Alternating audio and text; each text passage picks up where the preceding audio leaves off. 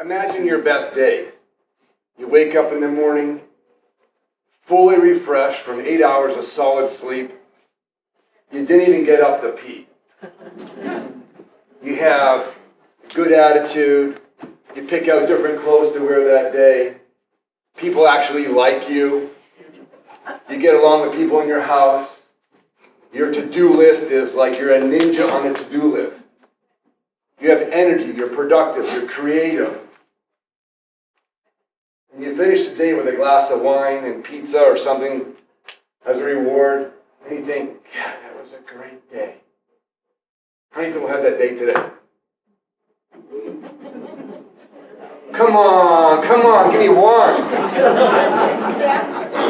Truthfully. Come on. Truthfully. We have two. My hand's not up there. Can I lie? Give me three. I'll lie, then. It's a All lie. right. I had to come here, I didn't have time for wine and pizza. There you go. I couldn't drink and drive. Think about that best day. Our tagline is empowering people to live their best day every day. Think about what is involved in that. It's not by accident. There's lots of different factors that come into play with that in order for you to have a best day. What we're going to share with you tonight is an experience. It's not information. Information is useless unless you execute. So this is about execution, because execution is powerful. So tonight, I'm going to introduce this Dr. Mark Gomez from the hospital, and I'm Dr. Perry Cammisa. So I just want to say thank you everybody for coming out tonight. We know that you have had busy days with work. Those of you that are retired, I hope you had a very productive day, get caught up on sleep. But we know that everybody's taking their time to come out tonight.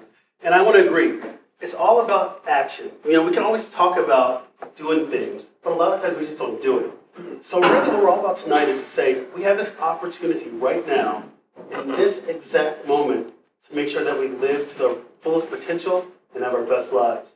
And that's everything from just not only your health, but your families. And I always want to tell people this. When you think about your health, think about it in a broader perspective. Yes, your health is a foundation for everything that you do, but the reality is that your health is part of your life journey. And I want people to keep that in mind. Think about the things that are important to you, your purpose, why you're here, and again, with your medical team and also your family and loved ones, you will get to those goals. But it takes effort. So again, what we're going to talk about today is we don't want anybody to have an inaction. Inaction, not good. Action, good. I tell this to my 8-year-old and my 5-year-old. I say, hey, I want you guys to have the best day you can, but also at the same time being grateful. We got to have gratitude in what we do in our lives, and it's going to make everything much more fulfilling. So again, my name is Dr. Mark Gomez. I'm a board-certified internal medicine physician. I practice at Edward Hospital. I'm also CEO of my own company called MDG Wellness LLC, and I'm a podcast host of a weekly radio show called To Your Health with Dr. G. And so I'm so excited to be here tonight to welcome everybody here. Before we dive into everything, and again, my good friend Dr. Cammisa, I want everybody to do this for a moment. I want everybody, we all drove here. I drove here. I came from clinic seeing patients. But I want to make sure that we all have a time to be in the moment. So raise your hand if you meditated today. Does anybody meditate? Okay. All right. Okay. Well, we've got a couple people. But what I want to start up today with is we want to set the tone. We've been full of stress today. A lot of us worked. We cared for our loved ones. But we get to have that time. We always talk about having that few moments of time that we need every day. And so what I want to do right now, if you can, and I'll let you guys choose, if you want to sit and do this, we're going to start things off with a mindfulness minute. And I tell this to my kids every day. So we're going to do a mindfulness minute. So if you're able to sit down, that's fine. If you're able to stand, however you want to be, that's fine. But what I want to do is I'm going to lead everybody through a mindful minute. So what I want everybody to do, I want everybody to have their hands on their laps. Wait. If you're going to stand, There's people that can stand. So come on, stand up. All right. Because again, it's really important about setting the tone because you only get this moment. And again, when we're going to talk about your brain later, this is the moment that you have. You've been thinking about everything you've been doing all day long. Let's do it right now. Let's do that 1 minute of just breathing, setting your tone, and emerging with clarity. Because that's what it comes down to when we're talking about the brain in a few moments. It's about having some clarity, and there's some amazing things. Your brain is your best organ, one of the most important organs. You could say arguably the most important organ in the body. we have to make sure that we're doing things in the moment. So what I want everybody to do, if you can, I want everybody to, spread your feet, get comfortable, maybe shoulder width apart. Just let your body relax. If you want to close your eyes, you can. We don't want anybody falling. And I want everybody to just close your eyes. And at this moment, I want you to just breathe in through your nose and exhale. And all that work energy, that stress energy, that driving energy gets out. Breathe in the fresh air and let it out as your body gets a little more looser. Your muscles start to unwind a bit. Breathe in again and let it out. All that negative energy out. Breathe in that positive energy like a wave and let it out. We'll do a few more of these breaths at your convenience. Breathe in again. And exhale. Think of all the positive things that you're going to do, the amazing opportunities that are ahead, and really reaching your goals. Let it out. And we'll do one more breath in, big breath in, and let it on out. Perfect. You can open your eyes. You may take a seat. So now this works for my 8-year-old and my 5-year-old, so hopefully it helps out with you. But just taking that moment to now allow your brain to be free, to be open to ideas, to be open to discussion. We're going to go ahead and start this presentation, so thank you very much. Doc? So you want to look through the first slide? Yeah, absolutely. So that is just a picture of me on the left, Dr. Cammisa. I pretend to be. What we're going to do today, we're going to talk about the brain, of course. That's why a lot of us chose to come in here. But you guys made the decision to come up today. What I want to do really quickly, though, I want to acknowledge my really good friend who's in the audience, my good friend, Dr. John Saran. And Dr. Saran, thank you for coming out today. Dr. Saran and even like Dr. Cammisa, they are really innovators. They're not afraid to think outside the box. Of course, they want their patients to do the best they can, but sometimes you have to you have to continue to think differently. You have to create, and that's a part of the brain that I love about the creating. When I started doing my radio show and podcasting, I knew I wanted to have a voice. I wanted to create something that's out there, something that we can have. A lot of us in this room, when we think about our life journey, we think about the things that are important to us, we think about even legacy. And so, but that's how some of us are wired. Not everybody's wired the same, but whatever your goals are, whatever your truth is, I want you to live out your truth to the maximum. So today we're going to talk about a little bit about the brain, obviously a lot about the brain. Learning objectives. I like doing this when I do my talks. Understand that the brain truly represents the energy system of the body. Learning the function of brain lobes and waves. Understanding stress theory. And all of us are, when you see those slides, you guys will all relate to that stress theory and the impact of stress on the brain. We're going to discuss strategies to optimize brain performance. And lastly, again, feeling empowered to live your best life each and every day. Now, when I do my radio show, I always read a disclaimer. And so I'm going to read a disclaimer tonight because, again, today is us having an interaction. But, of course, we don't want these conversations to stop. We want you to talk to your medical providers. Some of my patients are in the audience. For HIPAA reasons, I won't say who you are, but I thank you all for coming out today. So we're going to read a quick disclaimer of the content. That's what I read on the show. The content material for Dr. G is for informational and entertainment purposes only, and that the content is not intended for to be a substitute for professional medical advice, diagnosis, and treatment. Further details can be found at my website, www.drg.com/disclaimer. All right. Doc. Go through that. Okay. So, the brain is our energy, starts our energy life force. So look at the picture here. When you look at this picture, and we're kind of on a 3D angle here, but when you see that picture, what does that remind you of?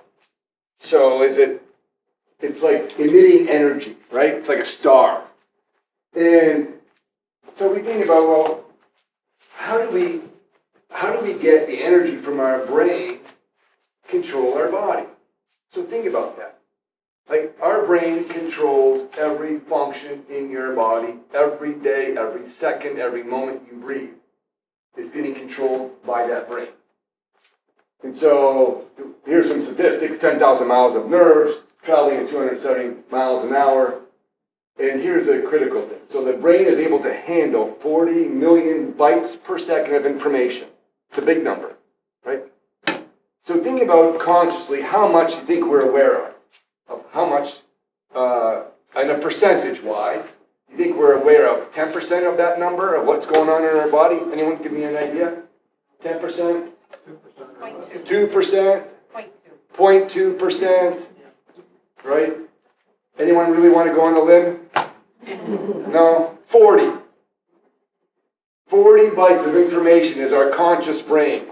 So that's what we run our life by is 40 bytes, and there's 40 million going on. We have no clue. We have no clue. So what I want to show you now is actually how the body works. Because understanding the brain is one component and how the brain's trying to control everything.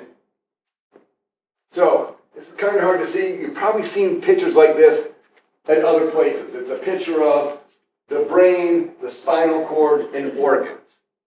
Who's seen a picture like this before? Somewhere, I'm sure you've seen that, right? And you're looking at it thinking, what is all that mumbo jumbo up there, right? But here's how it works. Oh, I walked too far from the camera, sorry. I'm Italian, I start to wander, right? So, sorry, Doc.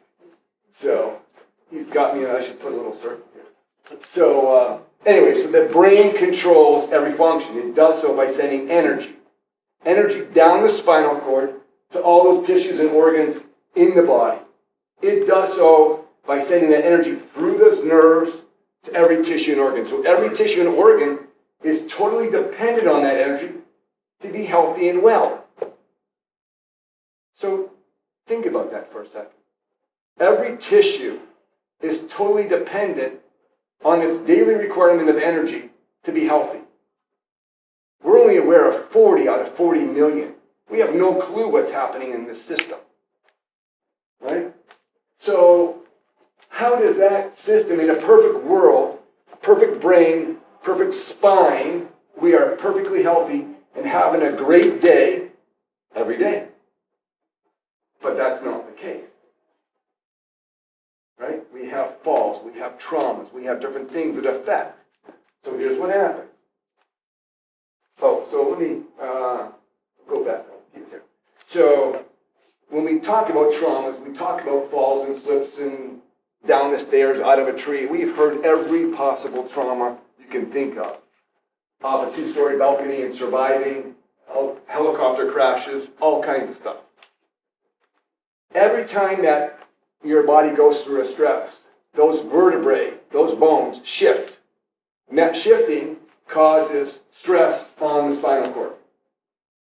That stress on the spinal cord is like it blocks the energy.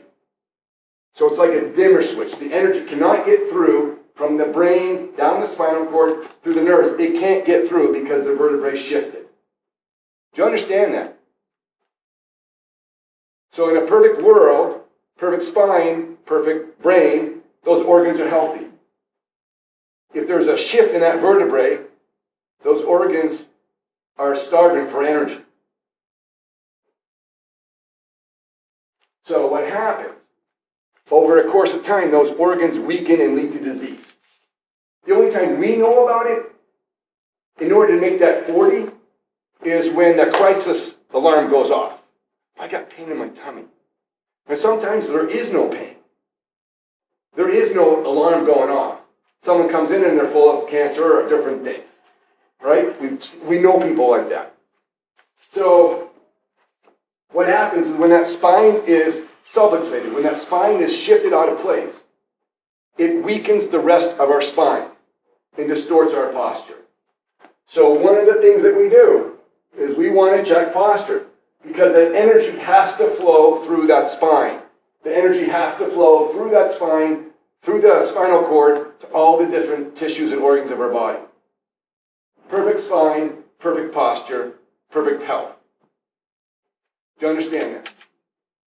So how critical. So think about what happens to your body as the day wears on. Your posture, you think it gets better or worse? Where do you think your energy goes, up or down? How about that? That's not a coincidence, right? So think about when you have energy, right? John Maxwell said, he's a motivational speaker, so there's two kinds of people in the world. Calls them elevator people. People that bring you up and people that bring you down. What does that really mean?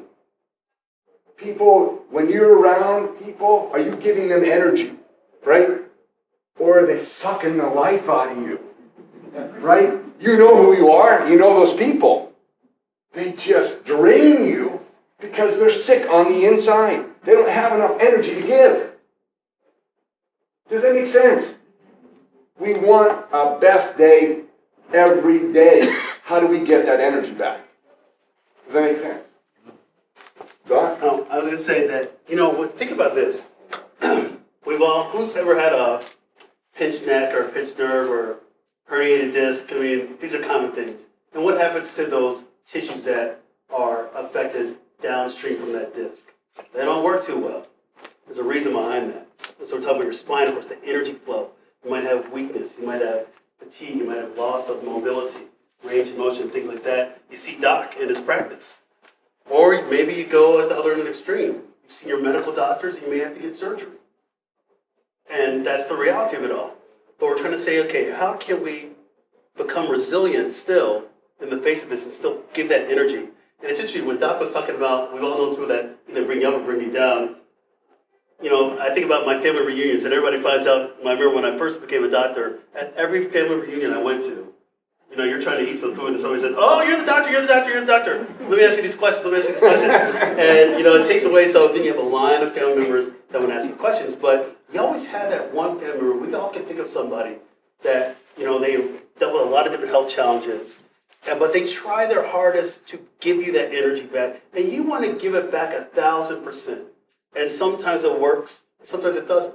Or think about your coworkers that may bring you down a bit. You go to work every day and you think about, oh my gosh, I can't believe I'm in this environment. I'm not going to have a good day at all. Well, that's a reality for a lot of us. And so again, how do we continue to do things the right way? Or somebody's had some sadness in your family, or sadness in your life, or things like that. We also talk about how do we pick ourselves up, and it does take a community. The old saying, it takes a village. But again, the people that surround us. So that when we're talking about your brain has so much impact on so many things, not just the musculoskeletal, not just your major organs, but also your emotions, the mental aspect of things, and the opportunity. And I really do believe that it takes a mindset, and I talk to my patients all the time, it really takes a mindset, but we're going to get you through these things together. We want people to, again, as I said in the beginning, to have the broader life journey. Your health is part of that, but everybody's got their story to tell. And so we do it a lot through our brain. I just want to cover want to go back and cover one thing here. So it shows right here, sleep regeneration. So we're going to talk a little bit more about that in a little bit, but from the time you get up to the time you go to bed, your body's actively doing stuff, right? You're creating, you're doing your jobs, you're living your life. The time you get to bed to the time you get up in the morning is the most important part of your day, because that's when your brain recharges. You've all had your phone and thought it was plugged in, and then you go to use your phone, it's like, crap, I got 7%, right? That's your brain when you don't sleep. Because when you sleep, your immune system boosts. Your tissues heal. And you can't heal the outside injuries that you have, shoulders, neck, back, whatever it may be, if the inside doesn't have enough energy to control all that. Does that make sense? Right? Okay. So I think we're going to go through. You got anything left? You're good? I was going to say, we'll get to something. Yeah. So, brain lobes. We all have them, right? So, this is a very colorful little diagram here. Frontal lobe, that's our executive part of our brain that does most of the work every day. Exercise is one of the things that affects and improves that frontal lobe area. The parietal lobe is knowing right from left and knowing if I'm doing different tests on you, that's your parietal lobe, right? The back of the brain here, and I'll give you one example here. Occipital lobe is our vision. I'll come back to that in a second. Temporal lobe is this is one of the main areas that gets traumatized in any kind of trauma. Because think what happens. You have a water-filled balloon, which is the brain, inside your skull, which is like a Home Depot bucket. And every time you get jolted, if you had a go cam inside that bucket, what do you think is happening to that water balloon inside there? Yeah, sloshing around, right? Those temporal lobes, when we do a brain map on someone, they always show if there's trauma to the brain, we can see it right here. So, the occipital lobe here, one of the things is vision. We look at people that have memory issues. The reason some people have memory issues is because their brain can't see what they're reading. They have to read paragraphs time and time again. Their comprehension is low. Because what happens is that it's not that you can't see with your eyes. You're reading that piece of paper, but when you read that piece of paper, it gets forecasted to the occipital lobe through the visual cortex, and your brain doesn't know what to do with this. So it gets rid of it. It's like, I don't remember anything. So if your brain can't see, you can't remember it. So I'm just trying to give you some different analogies, different functions. But we'll cover that. I'm going to add to that, not only that, but also when you're looking inside the temporal lobe, when you're looking at memory, there's a couple other organs that are in there, a couple of big players. And I'll point them out a little bit, but anybody ever heard of like your hippocampus, amygdala? These are some big organs. Well, they were tiny, of course, our brains are small. But these are organs that are so powerful that if something happens, instantly, think about when you're stressed out. You can't remember, you're just doing something like, oh my gosh, I can't remember, I forgot this. You're running all over the place. That's your hippocampus. Cortisol levels, when you have your stress hormone, they adversely affect that part of the brain. And then your ability to recall or retain information goes down. And so we want to make sure that we maximize what we're doing. And when we get into some of the things about brain mapping, we're looking at some of the science that's out there to see if we can help to augment some of those things. But before you can even get into any kind of mapping or anything like that, you have to make sure your foundation is good. So when we talk about things like your nutrition, your exercise, your sleep, your stress management, even the power of connection with people that are important in your lives, you'll see that effect absolutely on the brain. And we want to certainly help to augment the parts of the brain that can help out in those kind of daily functions. And of course, any parts of the brain that are sending some sort of inhibitory signals that take away from vital function, we want to turn those off. Yeah. So we're just going to go through briefly, and maybe people have heard of different brain waves and the different types. So we're familiar with, and so this is a learning science. So the bottom one here and the top one were only discovered in the early 90s. So, and they discovered those from Tibetan monks. They're the master at meditating in the world. No one meditates like that. And so we have our delta wave, that we think of that as our sleep, right? And so that's when that's when we need to repair our immune system, boost up, healing tissues. That's when the energy tanks get filled up, is during that delta sleep. There's no dreaming in that. The dreaming happens in here, where's my thing here? In the theta waves here. So that's when we have our REM sleep, that's when we have our theta, when someone meditates, we're into that zone right here. Alpha waves is that's our creative side. That's our conscious brain. The beta waves here that's what's producing all of our tasks during the daytime is our beta waves.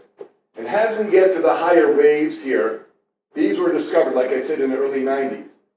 And the funny thing is, so when we look at these waves, it's called hertz.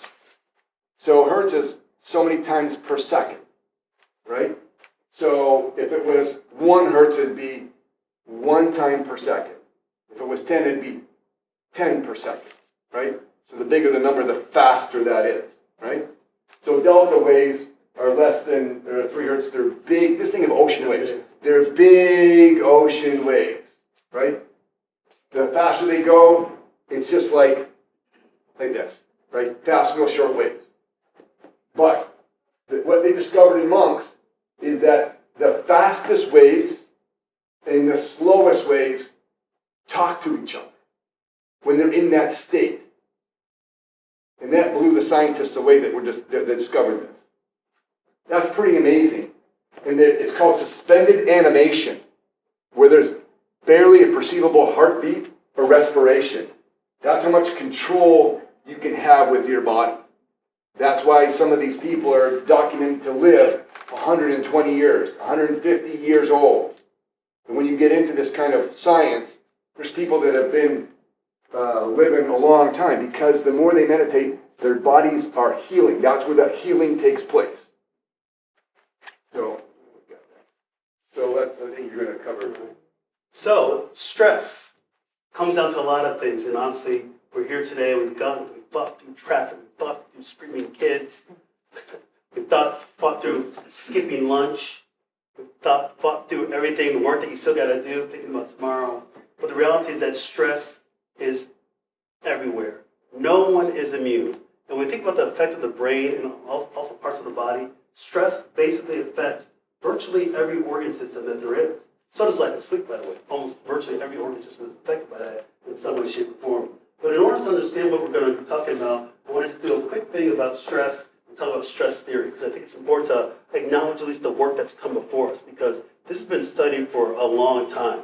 Going back, some of the earliest studies go back to even the early 1900s on how the body responds when it comes to a stressful situation. Is that your staff member, Ben? It might be my medical assistant. Again, remember, stress is real or perceived. You don't have to be pulling out your hair to be doing that. You can just be busy. All of a sudden, your boss dumps another chart on you or things to do. All of a sudden, you may say, all right, well, I got this, sir, or ma'am, I got this. But internally, your body's going. You might notice that you start sweating a bit more. You might notice that you get a little nervous sensation in your stomach. You might notice that your heart rate goes a little bit faster. You might feel like you might start twitching, your finger or tapping your foot a little bit. Or you might feel like something's brewing up in you. That's stress. But we've all been there, and it's real. But remember the body, when we're talking about your brain, we're talking about your brain, 40 bytes for us, but 40 million. Remember, you have your conscious brain. We're all sitting here right now talking about things, but realize that there's so many processes in your body going on right now that you have no conscious control over. We only have our conscious brain, but our unconscious aspects can have a big impact on our consciousness. So I'm going to give acknowledgement to a couple of the pioneers within stress management and stress theory. Dr. Hans Sele, Hungarian-born researcher. And this is kind of small, but basically what happens to us when we see stress? There's an acute response. And then our acute response is say, all right, alarm, we mobilize resources. And then a lot of us, we try to respond in that kind of stress phase. So that's alarm, mobilizing resources is stage one. When we get to stage two, and your stress resistance starts getting tested a bit. But you try to fight through it, and that's called resistance. You're coping. And so what we're seeing on the slide here is this curve right here. For a certain amount of time, your body's able to resist. And I'm not saying that stress is a bad thing, because I think stress involves a lot of creativity. If you get some people are met with a stressor, they can respond very favorably. But we're talking about unrelenting and unabating stress that can really lead to some serious challenges. So what happens at some point? Your body mobilizes resources, deal with the stressor, but then remember that your resources in your body are finite. They're not infinite. So as the stressor keeps going, over time we get to phase 3, exhaustion. Reserves are depleted. And what happens in that last phase? That's when a lot of breakdown happens throughout the entire body. You start forgetting things. So would that be the same as metabolic stress? Any kind of stress. Any kind of stress. I mean, it's metabolic stress in the body, without a doubt. But any kind of stress that happens. So your relationships get tested. Maybe with your family or somebody, your friends, coworkers. Your blood pressure starts going up. You start having bad digestion. Your neck tenses up. Your back tenses up. You're feeling tight. You can't sleep. You're tossing and turning. And the body's going through and it's saying, I'm trying to rescue you, but I can't rescue you forever. So then we go down. And so they mapped this out in 1936. And I thought it was interesting because I know people were stressed in 1936. And there's no difference that we're stressed right now. But even looking at this, 80 plus years later, it's still relevant because we've all been there, how we respond to stress. And then at some point we're depleted because we're not taking time to deal with that. Acknowledge that. We may acknowledge it, but how do we deal with it? When we did that mindfulness minute, that was designed to help kind of cleanse and purify. And know that, yes, we all have things that we're going to do later on tonight and tomorrow, but can we at least take one thing that's positive and apply that? Because it might be a big domino effect in the right direction moving forward. So wait, Doc, so go back. So would this be similar to like the fight or flight response? Absolutely. So why don't you explain? So fight or flight response is when, remember that from our old school, middle school or junior high health class? Anybody? In those days, you learn about fight or flight, and then we also learned the opposite. It's called rest and digest. That fight or flight response. If a grizzly bear comes in this room, I guarantee we're all going to that back door by where Cindy's at right now. Some of us might try to break down this window. We might be able to do that if we have enough force in us. But your body sees a threat, and you respond. The pupils may dilate, the heart rate may go up. All of a sudden, your muscles tense up, and then you're going to be able to respond. The opposite, where we want to have our bodies in most of the time, is this rest and digest phase, where you're able to heal and recover. And that's been known for a long time. When we heal and recover, we're so much more productive. We feel so much better. Our energy's better. When we're not in that state, then we are certainly wrought with problems. So how much of a day would you say most people are in that fight or flight response? Well, I'll tell you, for me personally, I'm probably in it 100% of the day, except for that mindfulness moment that I have. I do something every morning. I do something called starfish. And some people are probably like, what are you talking about? So I starfish in the morning. So what that is, and I learned this from a therapist that's in our practice. And so every morning, as I get on the floor, because I can't do it in the bed because I don't want to run into my wife or anything like that, but I lie on the floor and I just open up like that. And I say a few things to myself to set the tone and say, you know what?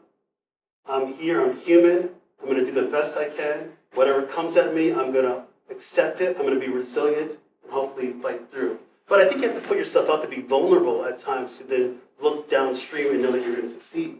And so that's what we call starfish. So you can do it in the morning, open up, whether it's in your bed or on the floor like me, take a few moments to breathe, and then when you're ready to integrate yourself back into your day, you're really going to set the tone. Or even better yet, when you're driving to work, car karaoke. When was the last time somebody sang to the highest of their lungs in their car? Or maybe when was the last time somebody actually drove their car without listening to anything at all? And maybe you might hear your mufflers drag on the ground, but you never noticed that beforehand because you were listening to music, you were so stressed. But at that point, you have clarity. So I'm going to go to the Yerkes-Dodson law that was described in 1908. Two physicians discovered a relationship of stress between arousal, aka stress, not the other kind of arousal, and performance. So at the end of the day, when it starts, it's a parabolic curve. So essentially, a person could be either having low stress and not able to perform at all because they're not stressed enough to perform. Or on the flip side, as we go up over the McDonald's arch, as I call it, we get to high points where you're super high stressed out and you're completely burnt out. Optimally, somebody's in this early part of the phase where actually you're still able to be productive. When you're productive, you're in that flow, right? You ever do something and you're doing something, we like to say that you're in the zone. We want people to be in the zone all the time. And the last thing that was done in the 1960s, another physician recognized this concept of flow, where we have our particular skills that we want to harness in a challenge, that we rise in the middle, and we have this flow, you're in the zone, and when you're there, you're fully absorbed, you're fully immersed, and you're productive. And that's your brain working at its maximal capacity, and it's like, you get it. Anybody ever seen the movie The Matrix, and the time when Neo realizes that he's the one, and all of a sudden everything changes? We've all been there at that time where we had that moment of clarity and function and productivity, but we just don't get there enough. On the flip side, you can have anxiety or boredom that come in as well too. You want optimal channel of flow, and that was described in the 1960s. So the part of the brain, as we talked about earlier, we talked about the main part of the brain, your prefrontal cortex, think about the front of your head, that executive functioning. When you're stressed, are you thinking clearly? No. Are you a little more testy? Absolutely.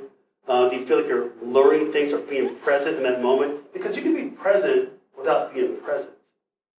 Now think about that for a second. You can be present without being present. I'll give you an example. We just had Thanksgiving. Who else is running around their kitchen trying to do a million things while still trying to engage with your family members?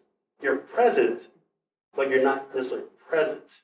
And present is when you're present, you're able to see so many more things clearly. I mean, I love having those deep conversations with my in-laws. And yes, they are raging Packers fans. And my wife's going to watch this video. She'd be like, what? They are raging Packers fans, but it's okay. I can still wear my Chicago Bears gear and be present and have a dialogue. Unfortunately, our Bears have not beaten the Packers, and God knows the win, so I'm going to lose the conversation every time. And actually, speaking of the Bears, real quickly, I'm so glad that everybody's here tonight because you're learning way more than watching the Bears do tonight. Because you can't apply anything that the Bears are going to do today to your daily life. It's absolutely true. All right, so we're talking about a couple parts of the brain. Your hippocampus modulates basically what we call the limbic system, and certainly your learning and memory. But these issues, self-awareness, perception, cognitive function, all these parts of the brain, basically what I'm trying to say is that when we're stressed, these parts are not working. And we want to make sure that we're able to get these parts of the brain working at all times. Zach, you want to take this one? Yeah, so I just want to go back for a little bit. I'm not going to go through those charts, but I just want you to think about where we are today. Those charts were done a long time ago, 1960, 1930, what was the other year? 1908. A long time ago. And you think about our lives today, everybody, kids especially, it's like glued. It's tethered to them, right? So tech neck, like this. They have anxiety when where's my phone? Where's my phone, right? And so the stress that they're under is 24/7 because they're not sleeping. Their brain's not rejuvenating, right? They're eating, some people are eating well, but when you're under that stress, you're not digesting properly, right? So you're trying to take a lot of vitamins and supplements which aren't getting through because your GI tract's not healthy. And it's just that constant stress is just at you all the time. And so what we talked about, what Doc's talked about is the starfish, is you've got to, so that exercise we did in the first thing, breathing, that just flipped that switch. From the stress mode, telling your body that I am safe, I can take a deep breath, because when you're not breathing deeply and you're under stress, your breathing is like this. Shallow breathing from the chest. When you feel like you are just under the gun, you have the power to change physiology rules.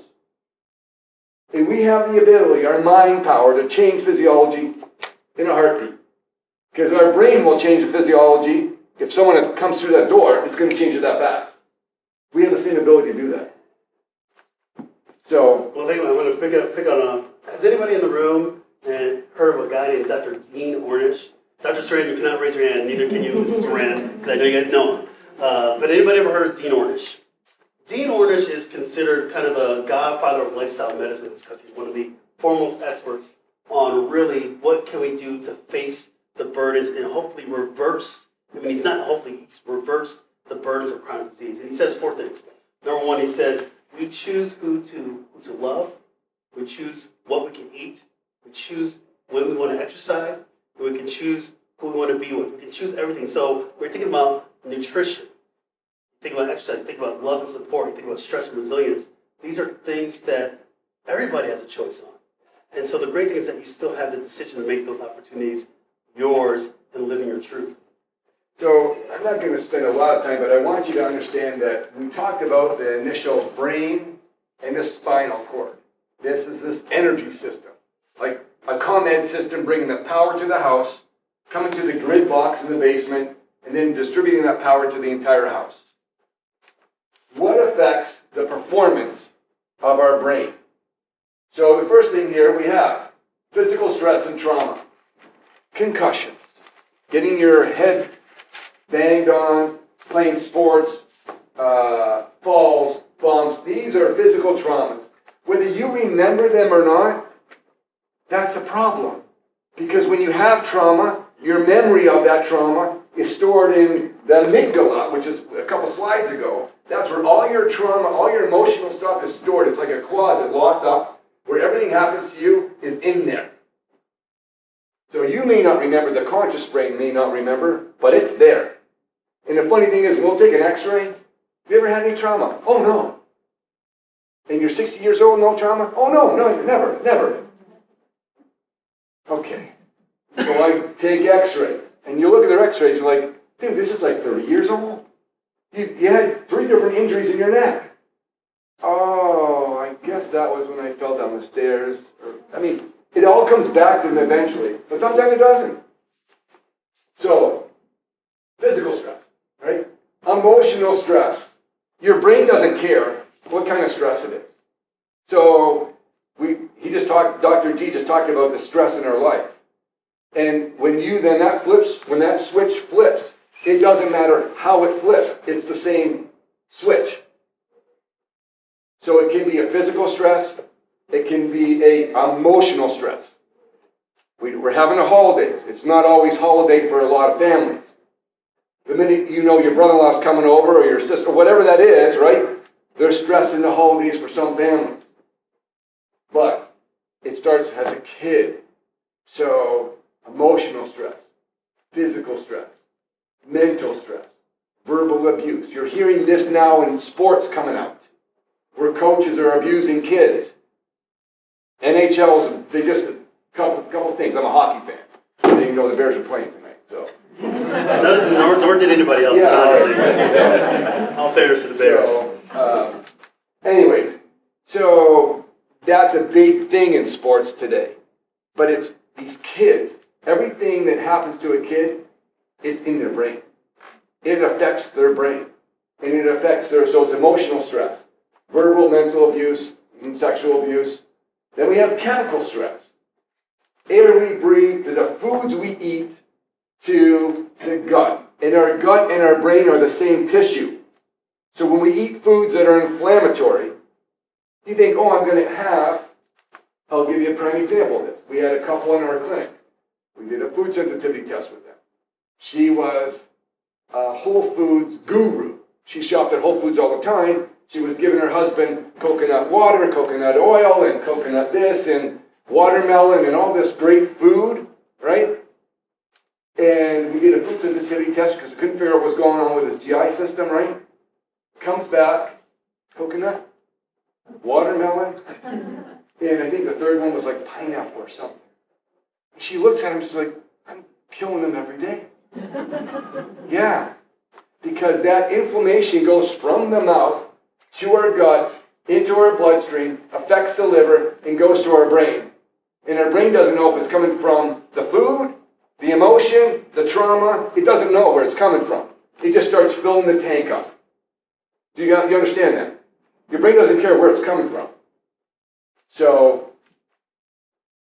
all right. So we talked about this, about how that stress, how the vertebrae stress, and people think about whiplash. It was probably one of those common things.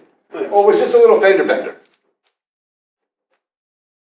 How many years ago? It's probably like 10 years ago. I was involved in whiplash research, where they actually crashed cars with people in them. Now, they got paid a lot of money for this, but they crashed cars with people in them. And they had a wall about as long as that wall. I gotta say for a second. They're crashing cars with people in. Why not just use a crash test dummy? Yeah, because that's too fast. Okay, fair enough. Okay. Yeah. This is 7 miles an hour. So you don't think 7 miles an hour is not very fast. But there's no damage to the car, 7 miles an hour. But we have a wall that's about that big, grid board, 9 high-speed cameras, capturing what's happening to the cars. At 4 miles an hour, the car bumps the car in front. At 4 miles an hour, the car moves 1 foot. So that's like, fender bender, no big deal, right? 5 miles an hour, how far do you think that car goes now? 1 more mile an hour, how much further do you think that car goes? 2 feet? 10? 10. Ding, ding, ding, ding, you win. So, it's 10 feet. 1 mile an hour more, and it's 10-foot difference. At 7 miles an hour, a Gatorade bottle on the dashboard is in the back seat. And there's still no damage done to the car.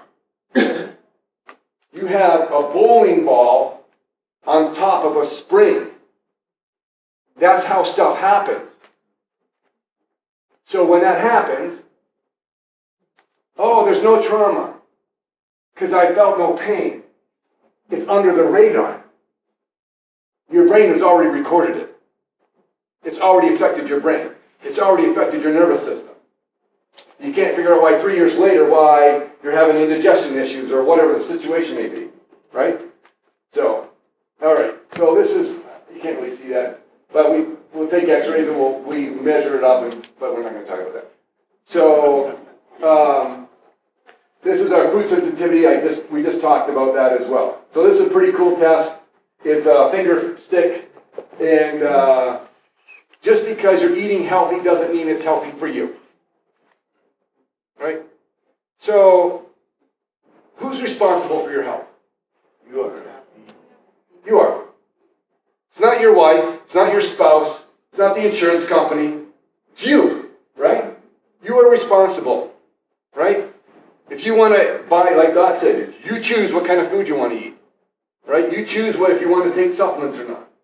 I have paid, what's that? That is, you choose when you want to exercise. Yeah. You choose when you want to sleep. And so we have all these choices, and yet if we're trying to make good choices, it doesn't mean that it's good for our body. Sure, from the outside, oh, it's organic. Well, even organic isn't really organic sometimes because it's marketing and all the other stuff. Now, I have patients that live off their own grid. That's organic. I mean, it's crazy what they do. When they bring food in, I don't even wipe it off because their dirt's organic. It's pretty cool. So, when you cover some of this, I need a break. I'm tired. You need your brain mapped. Well, your brain's already been mapped. Get into that. All right. So, what I want to talk about here is, as we're going to get into what hopefully dragged everybody in, but I wanted to lay down the foundation, and Doc helped out a lot today on why we're here. Let's get right to the point. But you have to understand what we're dealing with in order to talk about what kind of action steps we're going to take. Again, we want to have action versus continued inaction. So when I think about boosting brain performance as a primary care physician, I think of it in very simple terms. Move more, eat better, stress less, and sleep. Let's talk about it a little bit. So, nutrition in the brain. There's no doubt that when it comes down to nutrition, I'm going to show you a couple things of what a kind of a general healthy eating plan is. That's your foundation for everything, your fuel. But keep it simple. We know that the data doesn't lie. Eating a predominantly whole food, plant-based diet is where it's at. That's irrefutable evidence. That's going to allow you to do the things that you want to do. Nourishing the body, nutrient density as well too. When you look at, has anybody ever heard of something called the blue zones? All right, the blue zones. What is it really? I'll tell you real quick. The blue zones. It's 5 locations on Earth where people live the longest. Not only do they live the longest, they have the most vitality. Not only do they have the most vitality, they have the least amount of chronic disease burden. And lastly, but not least, they have the highest sense of purpose in their life. 5 places that were originally described by Dan Buettner in 2000. Naperville? Naperville's on the list, no. Naperville's going to be on the stress part of the curve. So the 5 places described by Dan Buettner back in 2005, we've got Okinawa, Japan. Love it. We have Ikaria in Greece. We have the Nicoya Peninsula in Costa Rica. Love it. Love it. We have the Sardinia region in Italy. And then last but not least, the U.S. did make the list. And everybody says, what? How does the U.S. make the list? We don't eat well. We don't exercise. We're stressed out like crazy. And we certainly have a pervasive sleep-deprived society. How do we make the list? Loma Linda, California. They have, outside of San Diego, they have the highest concentration of Seventh-day Adventists. And when they look at all these 5 locations, Costa Rica, USA, Japan, Italy, Greece, they look at these 5 locations, people live into their 90s and beyond. Some of the places have the highest number of centenarians worldwide. But when they look at them, 5 locations that didn't talk to anybody, what do they share in common? They do a predominantly whole food, plant-based diet. I tell my patients to follow an 80-20 rule, but ideally what they're doing is a 95-5. 95% whole food, plant-based. 5%. The amount of flesh that they eat per month is the size of their fist. And when I say flesh, that includes fish.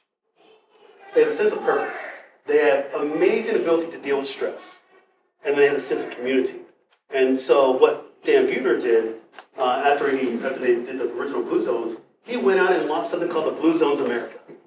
And so the Blue Zones America, you can check them out on www.bluezones.org, Blue Zones America Project.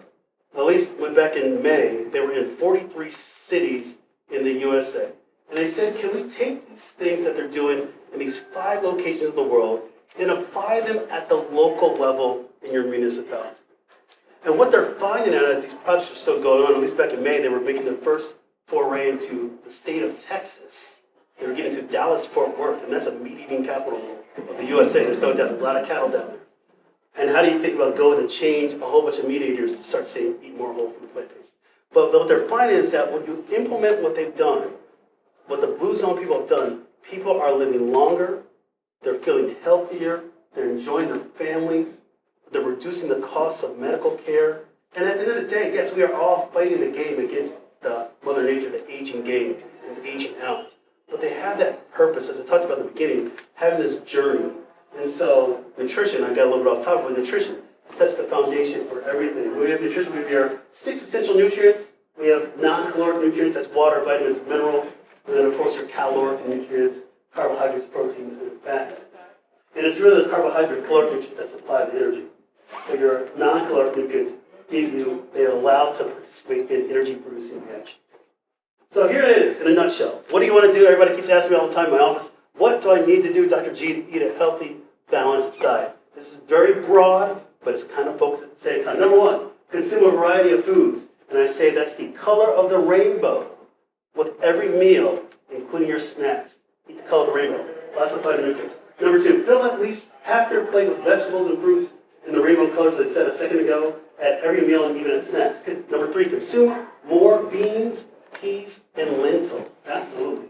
Number 4, include a portion-controlled amount of nuts and seeds each day. That's usually a handful. And by the way, when we think about portions, even 20 years ago, what we were served, remember like in the restaurants, you had decent kind of portions back then. Now these portions are just massive. You've got enough food. I mean, I went to that restaurant, Perry's, and there it is, Perry's. Yeah. And I went there with a dermatologist one time. We had dinner, and I got the fish, and I'm going to talk about fish in a second, but they have like a 32-ounce pork chop there. And that thing came out. This is Perry's in Oak Brook. And that thing came out, and I said, whoa, man, that's enough for like today, tomorrow, and the rest of the week, and feeding your family at the same time. And did that particular doctor consume most of it or all of it? I can't tell that story. But no, he took it home. That's a lot of food. Yeah. So, next thing, yeah, go ahead. Yeah, so this is a little different than my list, because I just tell patients pizza and beer. I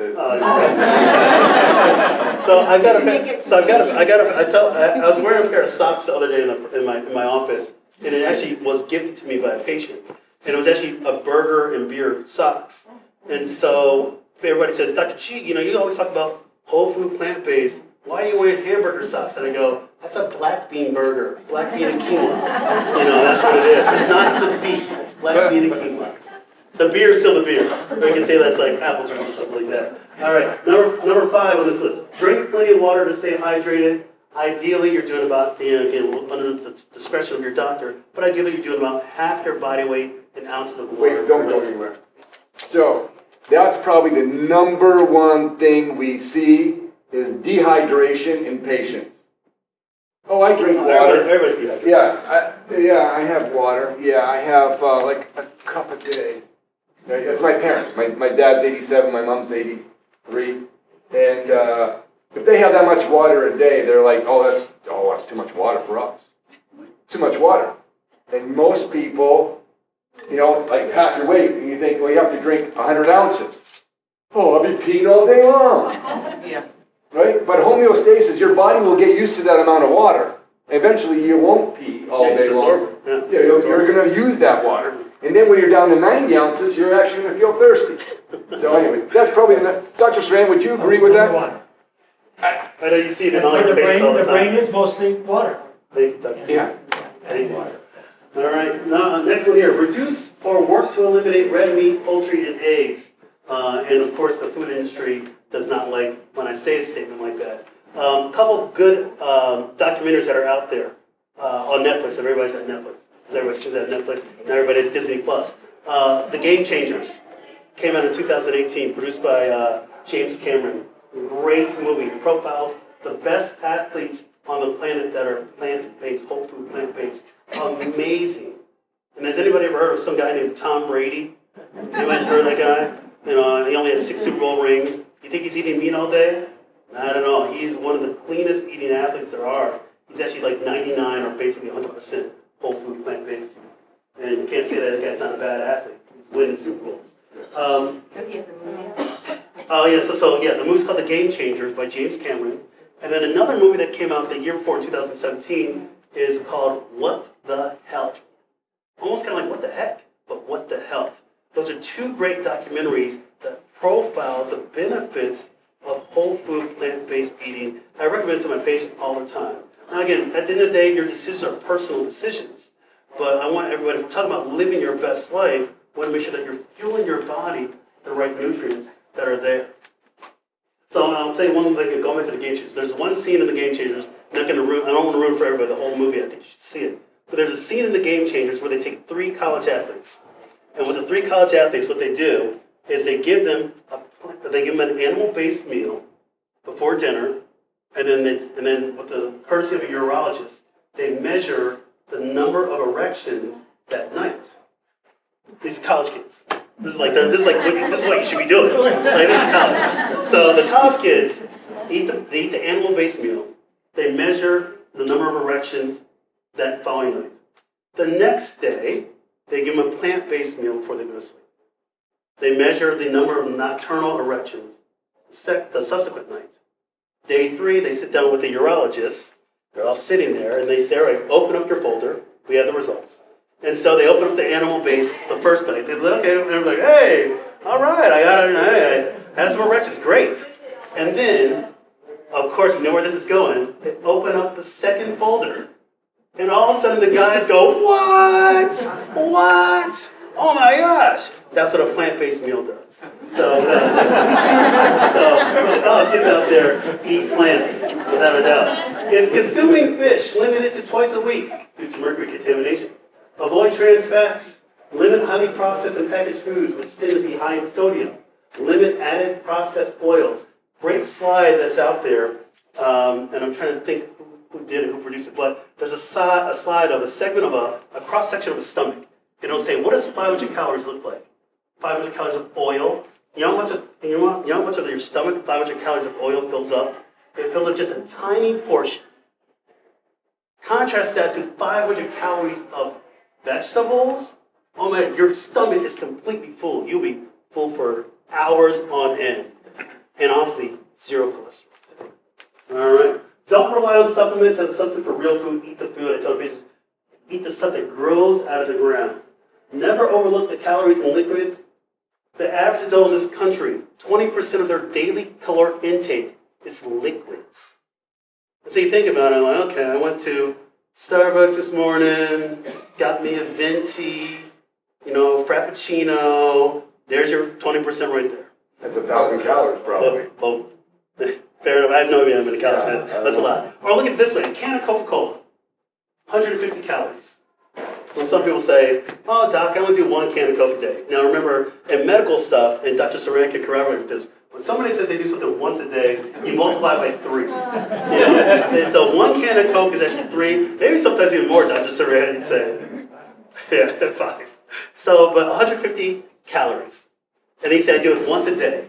And then say, all right, so it's 30 days a month, and you've already had over 4,000 calories. And then you say, now times 12 months. And then you look at what happens to somebody's body weight. You look at sometimes what happens to the stress in the body as well, too. And then last but not least, never drink alcohol in excess. If somebody doesn't drink, again, it's a personal choice. But if somebody doesn't drink, we can say, don't start. All right. Exercise is medicine. It develops new brain cells. We talk about, again, how do you boost your brain? We just did nutrition. Exercise. Do it all the time. It recruits new cells to the brain. We call it neuroplasticity.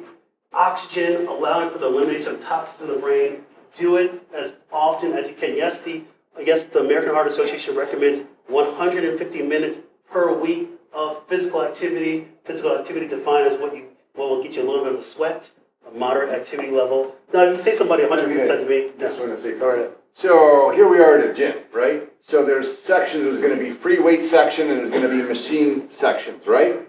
So who goes to a gym that has like separated sections like that? Okay. So most people come in, oh, it's Monday, Wednesday, Friday. Today it's chest and back, it's arms and shoulder, whatever it is, right? And they started, I started in this machine first, then I go to this machine next, and your brain is completely asleep during this whole process.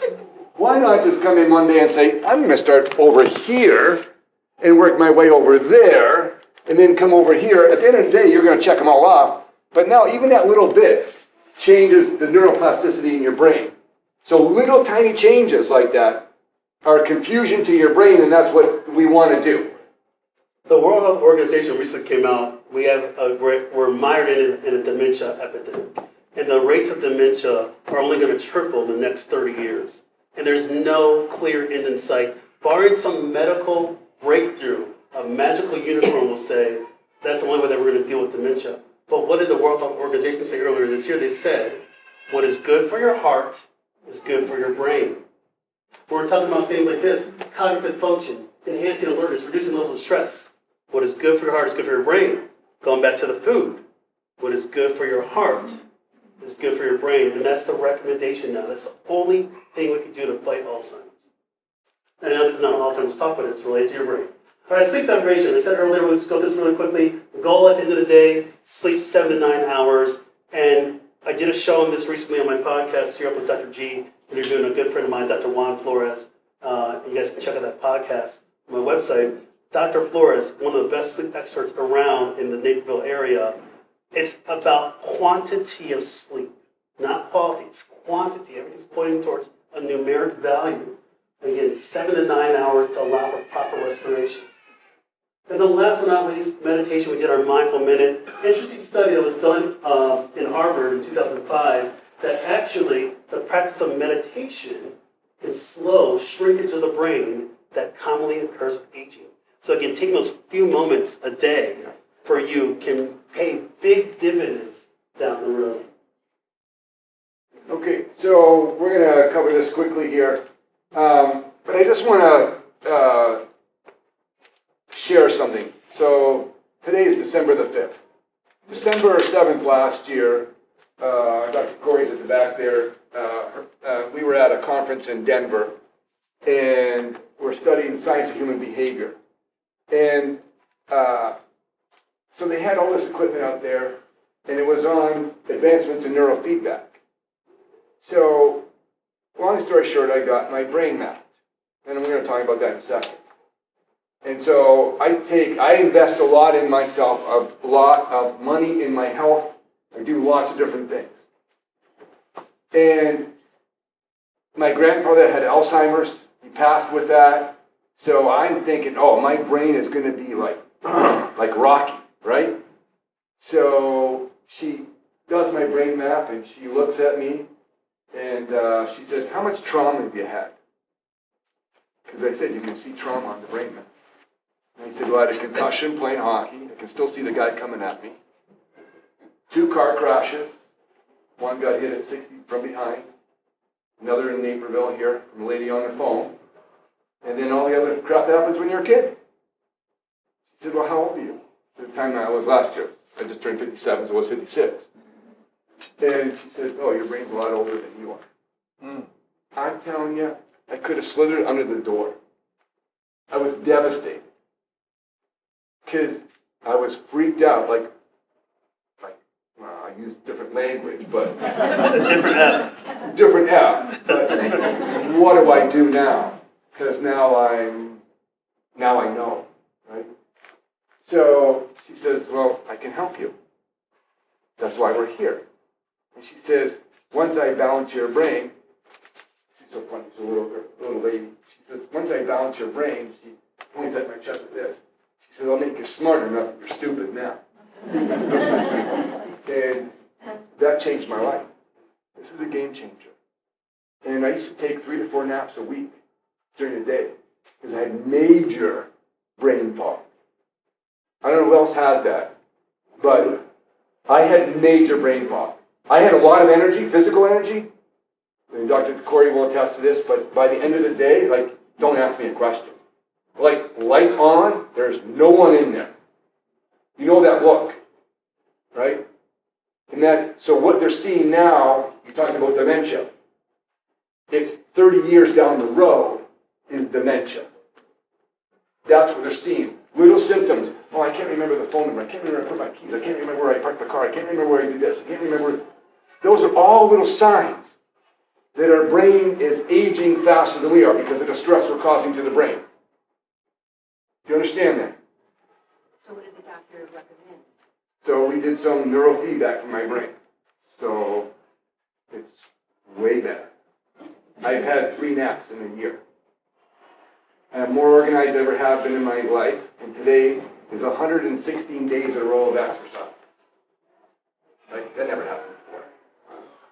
And it's only because it's a little habit, ritual that creates a lifestyle. We want a lifestyle change. We don't want to do a binge and go on a eating and lose 50 pounds and then we're back to where we were before and put it all back on again. That's not a lifestyle. You want a lifestyle. If you want to be productive, you want to have a better day, you want to play with your grandkids, you want to go up and down the stairs, you want to travel, be on vacation. The golden years aren't the golden years. Have you noticed that? Right? For some people, they suck. Because we see them in our office. And they can't do what they want to do.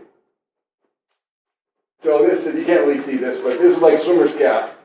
So that's me, that's Dr. Corey, Dr. Angelica, Dr. G, getting our brains mapped. And basically it's a swimmer's cap. We basically just read electrical energy that's coming out of their brain. This technology has been around for over 30 years.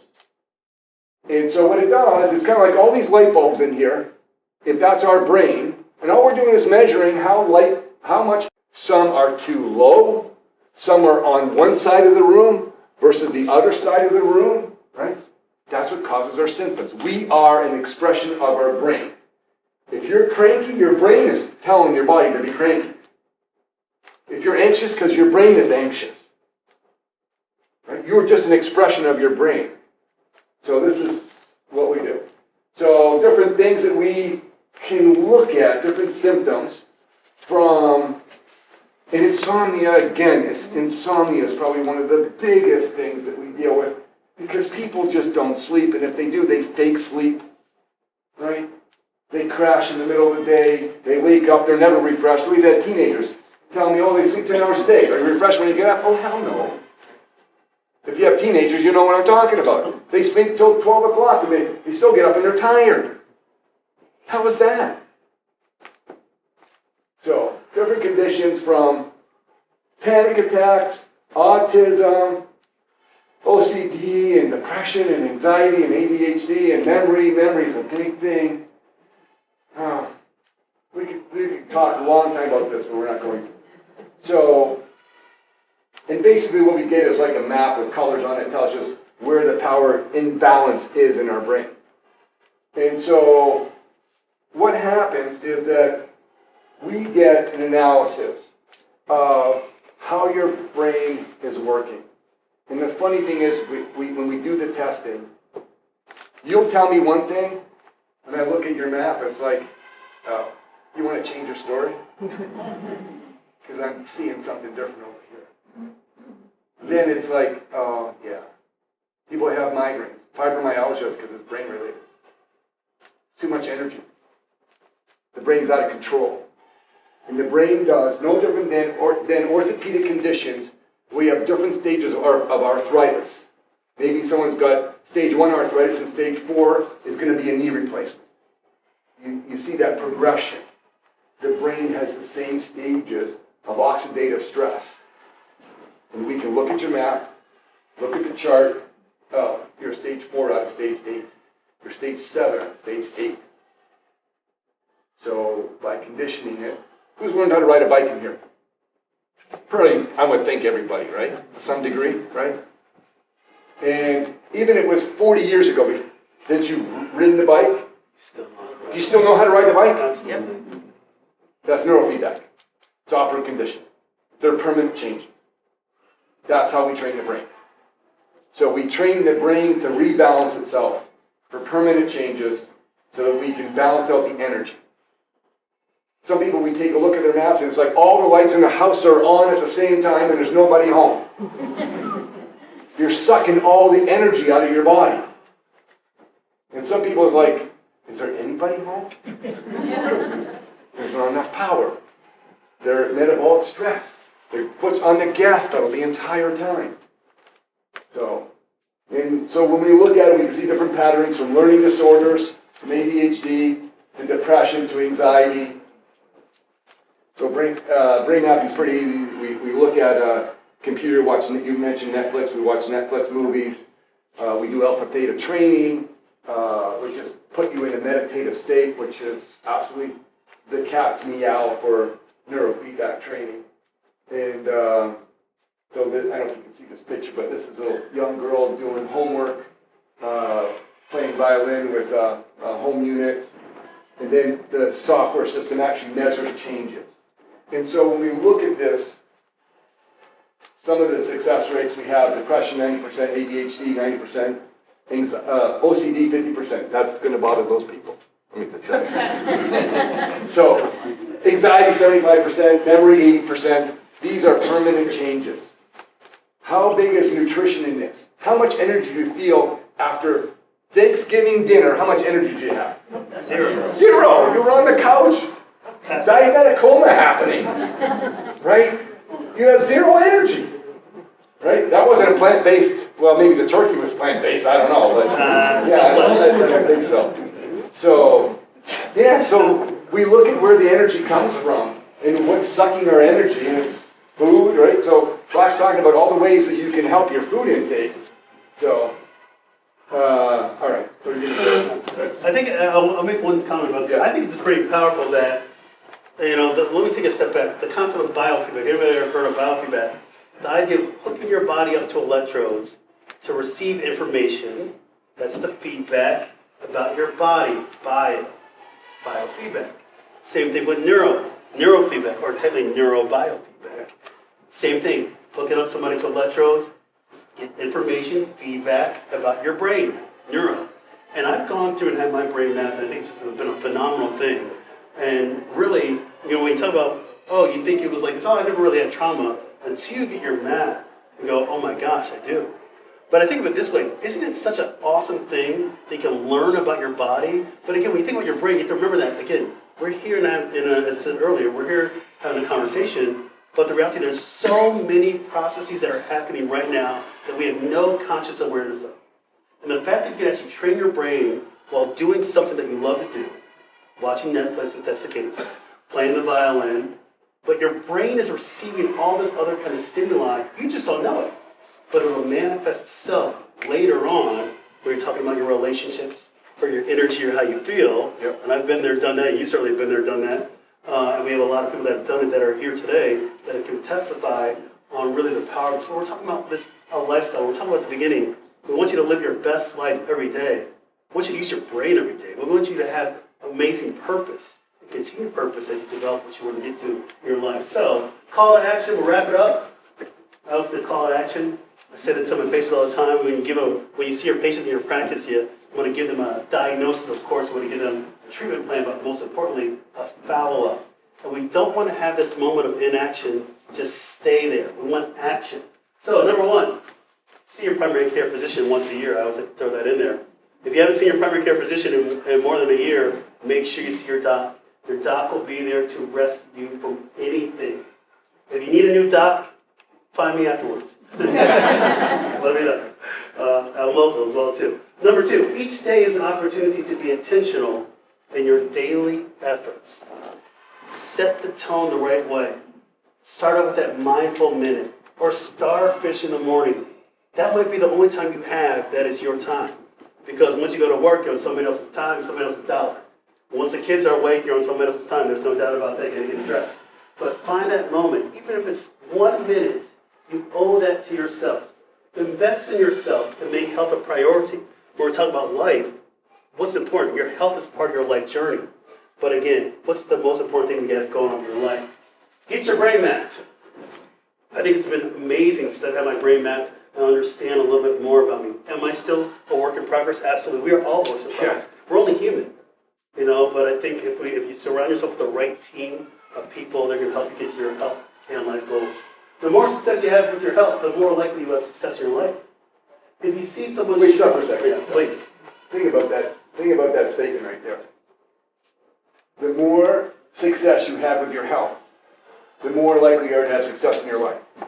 If your health is in the toilet, what's your life like? When someone loses their independence in their family, who does that affect in the family? Everybody. Everyone's involved in the family situation, right? So you have to take responsibility for your health. If you see someone struggling with their health, offer them kind and compassionate encouragement. Again, I truly believe it takes a village. When we look at the blue zones, they have this sense of community. Help out that next person and paying it forward and asking nothing in return. It's gratitude. And lastly, we are not judged by what we do in life, but rather we are judged by the lasting impact our actions have on others. And again, I said at the beginning, an important thing for a lot of people is legacy. And that's it right there. So I want to just thank you, everybody, for coming out today.